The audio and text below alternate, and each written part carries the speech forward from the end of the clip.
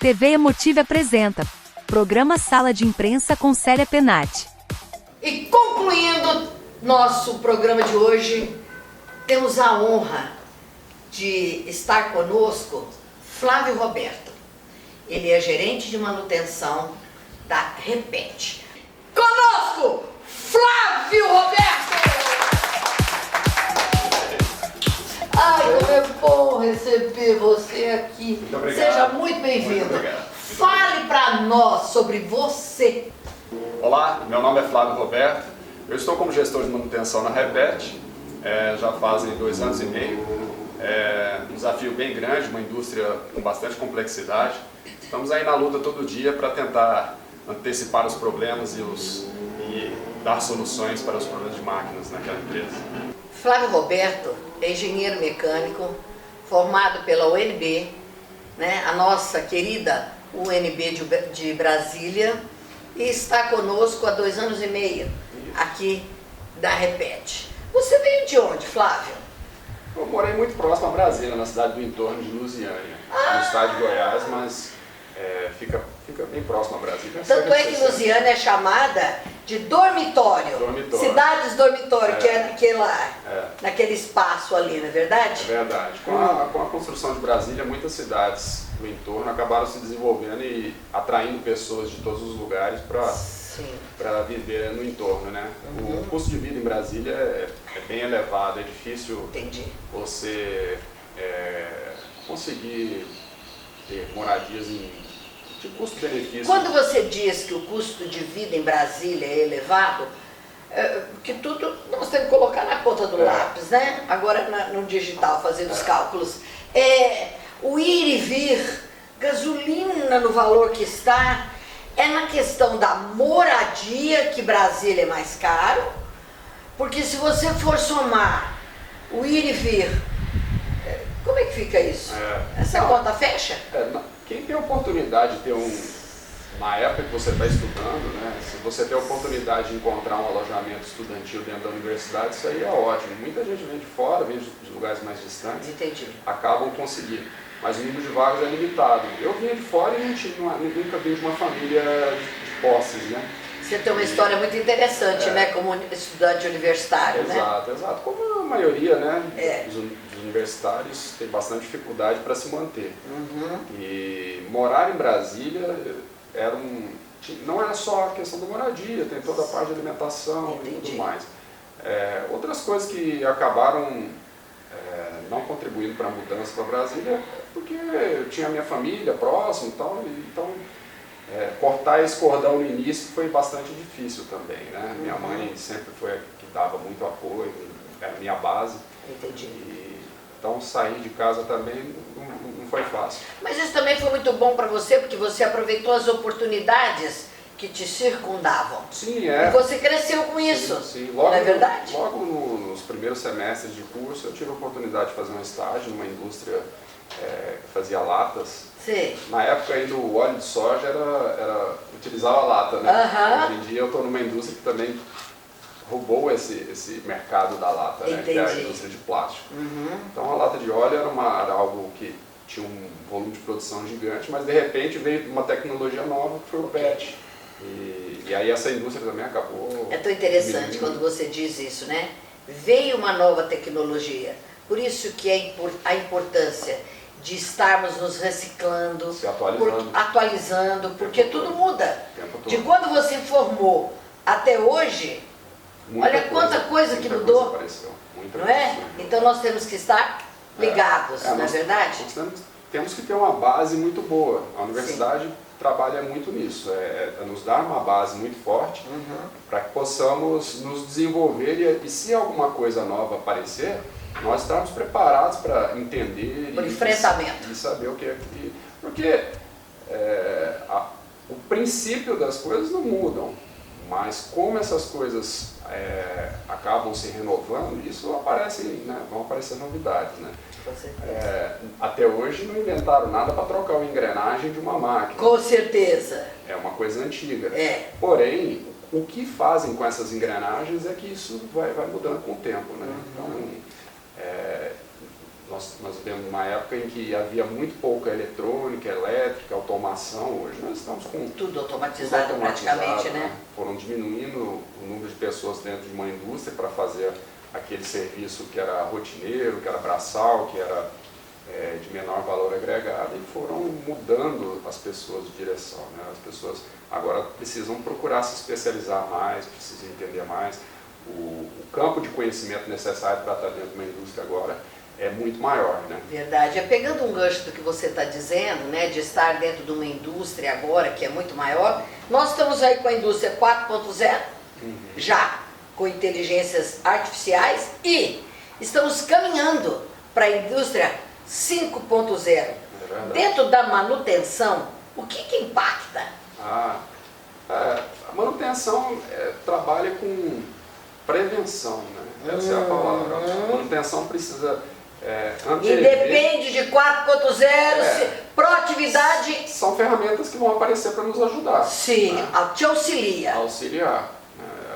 Como resolver o problema já não é mais a questão, é saber quando esse problema vai acontecer. Isso proatividade. Exatamente, isso aí é o grande desafio, é não deixar com que o equipamento te surpreenda. Okay. É analisar. É como hoje nós temos aí na medicina diversos equipamentos para análise de imagem. Sim. Tudo isso para auxiliar o médico. É diferente do médico antigo, que ele tinha que fazer uma entrevista bem longa e para te entender, saber como era a sua rotina de vida, e te tocava muito, né? Hoje não, hoje o médico, você entra dentro de uma sala, em poucos minutos ele já te pede uma bateria de exames e faz um mapeamento geral. Ali ele espera o retorno desses exames para fazer o diagnóstico. A manutenção é um pouco disso também, ela vai evoluindo para isso. Antes o mecânico precisava ter um sentimento, ter um acompanhamento muito forte, né? Escutar a máquina, ter um sentimento, medir a temperatura, medir as vibrações. Hoje existem análises, né, telemetrias que nos ajudem online. Mas mesmo nessa telemetria, eu preciso ter parada de máquina ainda? Não. As paradas são necessárias para manutenção? Sempre vai haver parada, né? É necessário uma hora ou outra parar. O que nós temos que fazer é que essas paradas sejam programadas. Mas é isso que eu estava falando, é a programação, porque deixar parar é quando o problema aconteceu, para trabalhar na proatividade. Exatamente, o que não pode ser uma surpresa. Parou o equipamento, nossa, e agora? O que eu vou fazer? Na verdade, o que nós trabalhamos é para que toda parada seja programada, né? Não vou ter como fugir da parada. Toda peça que se movimenta, depois que inventaram o atrito, né? Uma hora vai se desgastar. Com certeza. Vamos precisar substituir componentes. E aí que eu penso que entra a sua expertise. Quando eu vejo que a peça no atrito está desgastando. Então, ainda é o olho?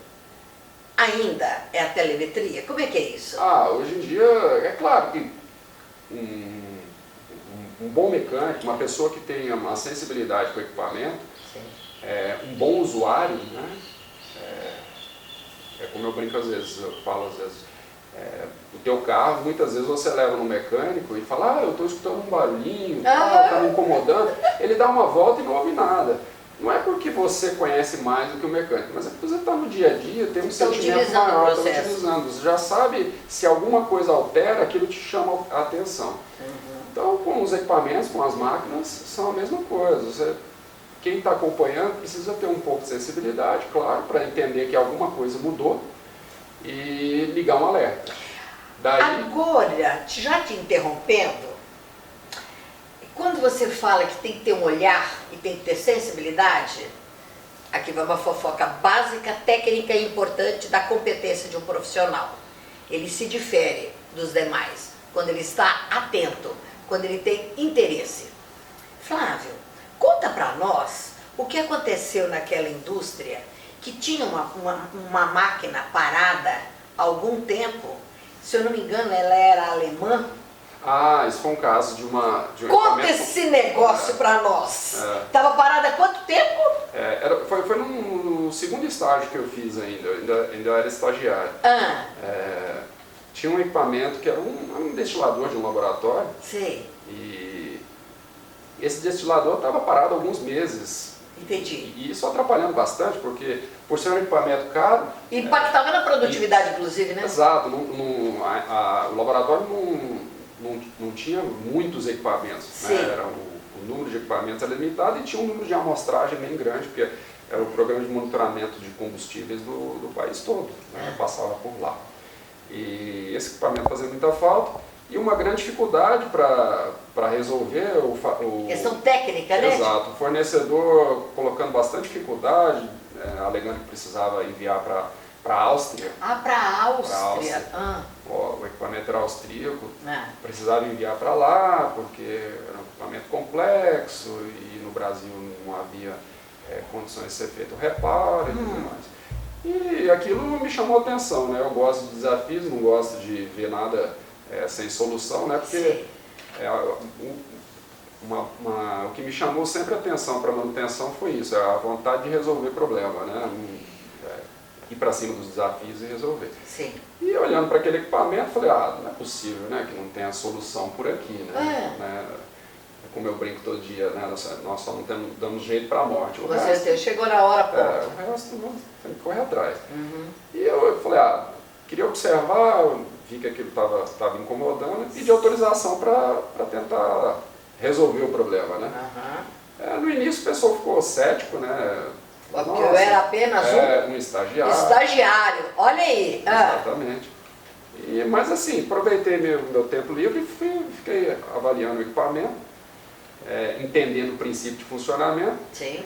E fazendo alguns testes, eu vi que o que estava atrapalhando o funcionamento era uma parte de refrigeração do equipamento, porque como destilador, ele precisa ter uma parte de condensação que é por resfriamento. Certo. Eu falei, cara, resfriamento feito por um circuito de refrigeração, coisa que eu aprendi na faculdade, qual que era todo o princípio, como é que funcionava e tal. E era uma área que eu sempre gostei, tinha muito interesse, então já tinha uma base. Falei, cara, vamos ver o que está funcionando. O compressor partia, né, a parte elétrica funcionava, ele ligava e tal, mas não resfriava. Dava um tilt. Obviamente eram sintomas assim, até de falta de gás, de alguma coisa assim, um gás refrigerante. Alguma coisa não estava legal no sistema de refrigeração. Mas o sistema de refrigeração, cara, no Brasil, na Áustria, o princípio é o mesmo. Né? E aí eu falei, cara, vamos chamar alguém que é realmente expert em resolver um problema do refrigerador.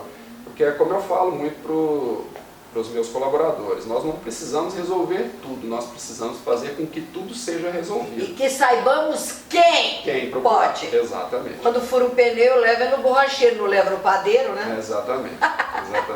Então, chamei um técnico de refrigeração para ele dar uma avaliada, né? Não precisou de 20 minutos de avaliação, ele falou, tá com uma carga de gás baixa e tal, vamos colocar uma carga, procurar se tem algum vazamento. E assim ele fez uma carga de gás, encontrou um vazamento em uma válvula, foi resolvido. Um problema que a princípio o fabricante tinha pedido para ser exportado o equipamento, fora toda a despesa de exportação, frete, transporte, ainda estava estimando um custo em torno dos seus 20, 25 mil reais. Isso há quantos anos? Isso já 8 anos atrás, 10 anos atrás, bastante tempo já. E parado há 5 meses o equipamento. Muito tempo parado. 20 minutos de análise. 20 minutos de análise. Olha como é bom você ter expertise. E vontade, né? Atitude. Atitude, lá pra cima e fazer. Maravilha. Resultado foi que não custou R$300 o conserto do equipamento, voltou a funcionar. Isso impactou em que essa atitude sua? Então, isso aí chamou a atenção, né, dos meus chefes. Eles olharam e falaram, nossa, como foi legal a proatividade dele, resolveu um problema, foi uma redução de custo, porque é o que nós temos que fazer todos os dias, né? Nos pagar, né? Verdade. Você tem que entrar e pensar, se alguém está investindo em mim aqui dentro da empresa, eu preciso dar retorno, né? Exato. Então eles viram que eu podia dar retorno e de estagiário eu fui contratado, acabei sendo contratado, foi uma oportunidade de contratação. Atitude. Exatamente. E falando em atitude, eu te pergunto, Flávio, ser gerente de manutenção em uma indústria com aproximadamente 200 colaboradores, 3 turnos, 24 horas. 24 horas. Como que você lidera seu grupo? Eu procuro liderar muito pelo exemplo, né, em primeiro lugar. Sim. Eu não posso exigir nada de ninguém, algo que eu mesmo não esteja fazendo. Então, eu acredito que nós temos que estar sempre à frente, sempre dando exemplo, puxando, né, motivando as pessoas, elogiando quando tem que elogiar, mas também puxando a orelha quando tem que Sim, puxar. dar o feedback produtivo, né? Exatamente, exatamente. Pulso firme, né? E mão amiga, né? E mão amiga, exatamente. Então, dando oportunidade às pessoas de se expressarem, de mostrarem o seu potencial. Canal de comunicação aberto. Exatamente. Eu acredito muito que as pessoas nas empresas precisam de oportunidades. Então, muitas vezes as pessoas querem se desenvolver, mas um gestor que não está atento pode ficar reprimindo as pessoas para que elas não dêem o seu máximo, né? E o que é importante, né? Um gestor, quando ele não dá oportunidade, que ele reprime, ele só vai ter no seu grupo tarefeiros. Exatamente. E nós precisamos de seres pensantes. Exatamente. E como você disse, dar oportunidade, quer dizer, você viu, voltando no seu exemplo, de restabelecer um equipamento que estava parado. Exato. O que foi? Deram confiança a você, deram credibilidade, vai lá e mexe, porque não era um equipamento barato, mas alguém creu em você. Exato. E quando alguém acredita em nós, eu penso que assim, uma alavancagem para você falar naquilo que você começou a dizer. Eu estou me pagando e muito bem. Eu estou cumprindo com aquilo que eu me propus. O que que eu vejo? Papel aceita tudo, Flavinho. Exato. Veio um currículo, beleza. A hora que você bota a pessoa para fazer, coloca para a pessoa. A hora da verdade. Na hora da verdade, não adianta. Então, sei, tenho competência, tenho expertise, pinga para dentro. É isso aí. Verticaliza e dá o seu melhor no tempo presente. Exato. Então quer dizer que você, com seus 200 colaboradores, você é um bom ouvinte. Exatamente. Você dá oportunidade para que as pessoas cresçam e você tem sensibilidade e percepção do que, porque cada indivíduo é uma história. Exatamente. Temos que tratar todo mundo igual, mas nas diferenças, né? Exatamente. Cada um tem um potencial, tem uma expertise. Então o grande desafio né, de um gestor é justamente isso, é colocar as pessoas no lugar certo, desempenhando o papel correto. Exato. Né? Porque não há pessoa que faz o certo ou errado, não tem gente certa ou errada. Eu penso que é a forma de enxergar e até nós, quanto líderes, da forma com que nós direcionamos as pessoas. Exatamente. Que tem hora para a pessoa que está do lado de fora, que está no externo, ela diz assim, nossa, mas que pessoa dura. Ela não é dura, ela é firme no propósito, porque ela sabe que com aquele indivíduo ela tem que agir daquela maneira. Exatamente. E com outro, ela tem que ter uma outra atitude. Porque o que o líder precisa, você como gestor, eu brinco, né? Gestacionar 200 pessoas não é fácil. Então eu tenho que ter essa percepção da diferença e tratar diferentes de uma forma coerente. Exato. Eu não trato diferentes de forma igual. Exato. Não é verdade? É verdade. Temos que ter a sensibilidade de entender a personalidade de cada um e conversar conforme cada um entende, né? Porque no final a comunicação é o mais importante. Primordial. Então temos que comunicar com aquele que entende rápido, com aquele que é mais lento, precisamos... Na realidade, nós, quanto líder, temos que entender como que cada um funciona. Exatamente. Não é verdade? É verdade. Isso é muito interessante. Né? Perceber. Agora, para eu perceber o outro, você acredita que, primeiro, nós precisamos nos perceber, nos entender, compreender a nossa história, para eu entender a história do outro, porque isso que é verdadeira empatia. Todo dia nós temos que fazer uma introspecção e fazer uma avaliação. Isso faz parte do autoconhecimento. É diário, né? É diário. Todos os dias, do momento que acorda ao momento que vai dormir, nós precisamos estar avaliando se aquilo que eu fiz foi o melhor, se não foi o melhor, o que eu tenho que fazer para corrigir.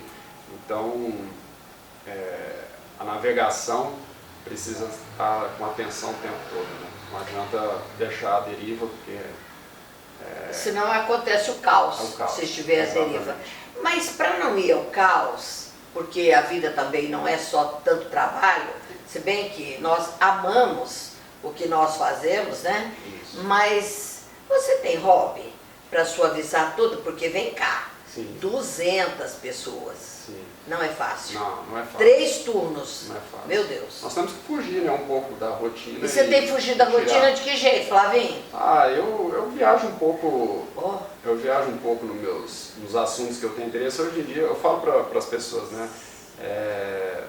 Hoje nós temos um mundo aí ofertando conhecimento e ofertando informação à vontade. Sim. Né? Nós temos a oportunidade. É um belo cardápio, né? Exatamente. Hoje, num celular, você tem mais informação do que a Biblioteca de Alexandria. Com certeza. Né? Então, basta você querer. O que eu vejo é que as pessoas, muitas vezes, elas estão em busca de informações que não ajudam em nada, não levam a nada. Eu não, um hobby para mim é aprender coisa nova, é um hobby. Eu adoro entender como as coisas funcionam, então eu fico fantasiado. Quer dizer então que você é um professor pardal?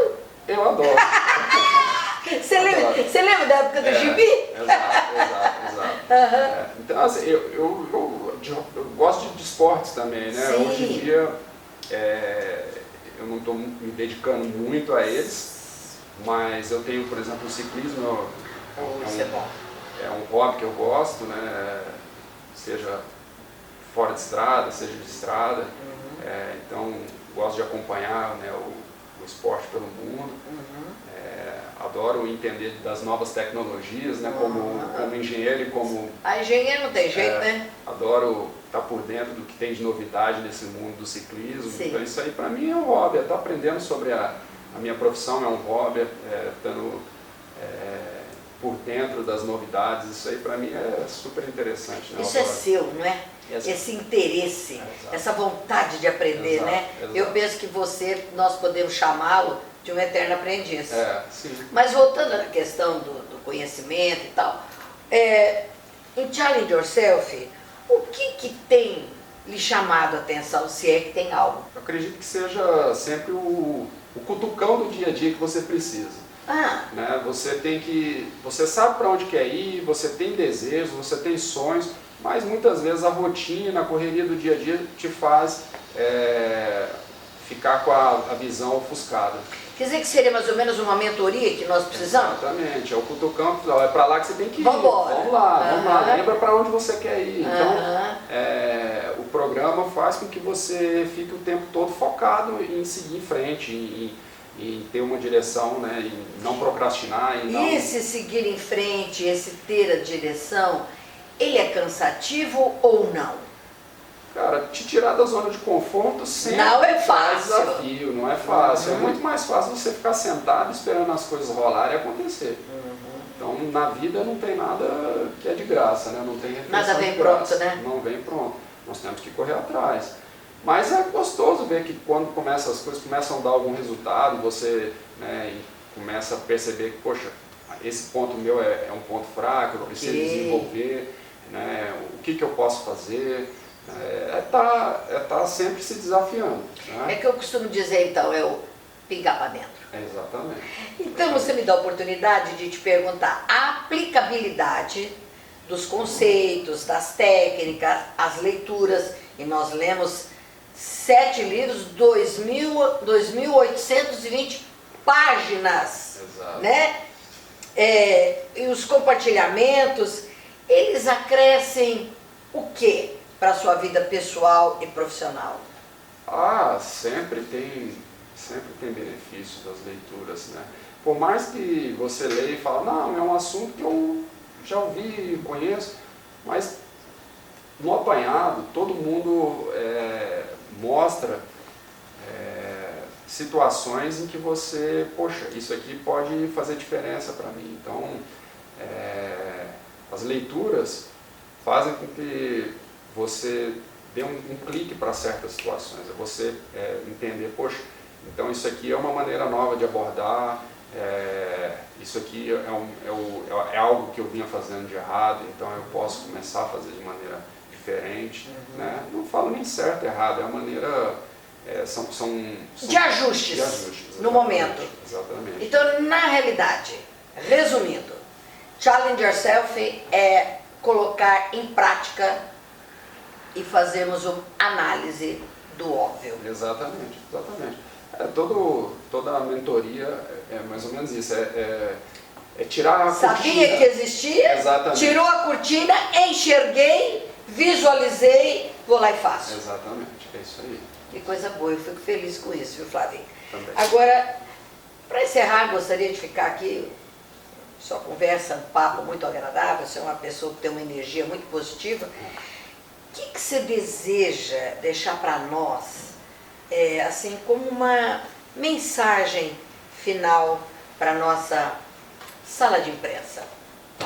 Eu deixo aqui, assim, cara, não desista dos seus sonhos, acredite em você, né, porque ninguém pode acreditar mais em você do que você mesmo, né? Então você sabe do seu potencial, não desista. Quando as pessoas falarem o contrário, não acredite, acredite que você pode ser tudo aquilo que você deseja.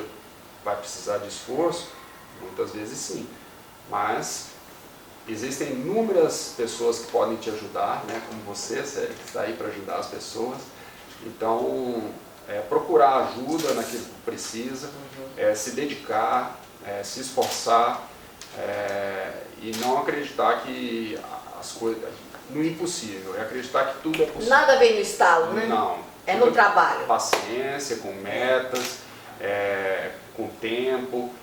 Existem metas de curto prazo, de médio prazo, longo prazo. Então, uma coisa de cada vez, não deixe os problemas te dominarem, resolva os problemas um de cada vez, um passo por vez, um dia de cada vez, e assim, tudo que é dificuldade vão virar obstáculos do passado. Seguir em frente. E na realidade, então, transforma-se todas as dificuldades, todas as situações circunstanciais vão provar, ou melhor, vão fazer com que você prove para você mesmo que você é capaz. Exatamente. Não é isso? Ai, Flávio, foi um prazer imenso ter você. Obrigado. Que marquemos outros encontros. Com certeza. Conversar com você é muito agradável. O nosso cabelo dourado é tudo de bom. Muito obrigado. Ai, é muito bom estar com você. Obrigada.